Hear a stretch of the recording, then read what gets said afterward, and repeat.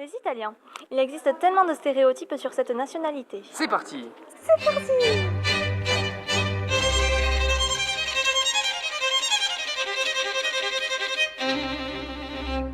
Voilà, on va reprendre le sérieux de notre exposé et continuer en commençant par un petit diagramme.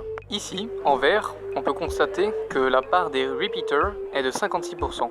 Ce sont les Italiens qui sont déjà venus visiter la France et qui y reviennent. Et on a 44% de primo-visiteurs qui viennent pour la première fois. Maintenant, quelques chiffres.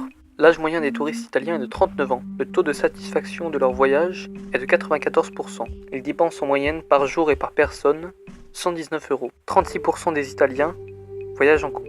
4,9 nuits de durée moyenne de séjour et 50% prévoient de revenir d'ici 1 à 2 ans. Le top 3 des sites visités en France chez les Italiens sont Notre-Dame avec 68%, la Tour Eiffel avec 65% et l'Arc de Triomphe avec 58%. Les activités les plus pratiquées avec 87% sont les visites de musées, les monuments, avec 73% découverte des villes et la promenade. Et pour finir, avec 35%, c'est le shopping. Nous allons maintenant vous communiquer le vocabulaire de base en italien. Pour dire bonjour, nous disons buongiorno. Pour dire merci, nous disons grazie. Pour dire bienvenue, nous disons benvenuti. Pour dire au revoir, nous disons arrivederci. Pour dire je ne parle pas italien, mais je peux vous renseigner en anglais, non parlo l'italiano, però posso informarla in inglese. Passons maintenant aux habitudes des Italiens. Ils sont connaisseurs des destinations culturelles. C'est une des raisons de leur venue à Paris-Île-de-France. Ils sont chaleureux et spontanés, ils ont la poignée de main et le tutoiement facile. Ils ont également une image de la destination assez marquée par le luxe et la mode. Au niveau des rythmes des repas, le petit déjeuner est entre 7h30 et 8h30, le déjeuner 12h et 14h, pour le dîner c'est 19h30 21h. Les touristes italiens ne sont pas toujours à l'aise avec l'anglais. Ils apprécient donc tout particulièrement un accueil dans leur langue. Les Italiens pratiquent le tourisme en corrélation avec le numérique.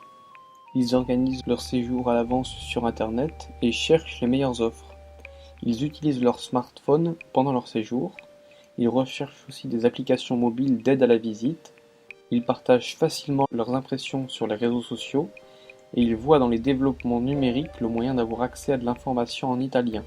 Concernant l'accessibilité et le transport, ils recherchent des informations pratiques en italien. Ils sont peu utilisateurs de taxi, ils circulent plus facilement en transport en commun.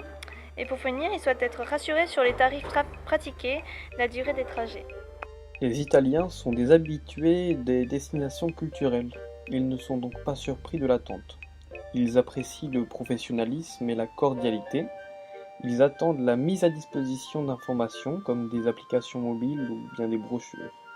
Ils recherchent aussi des animations, notamment lorsqu'ils voyagent avec leurs enfants.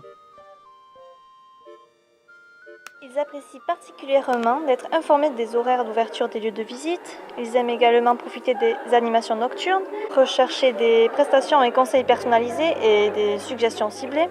Et pour finir, ils souhaitent trouver de la documentation en italien. Et pour terminer, ils sont assez sensibles au rapport qualité-prix. Ils trouvent Paris-Île-de-France assez cher. Ils apprécient les bons plans et les conseils.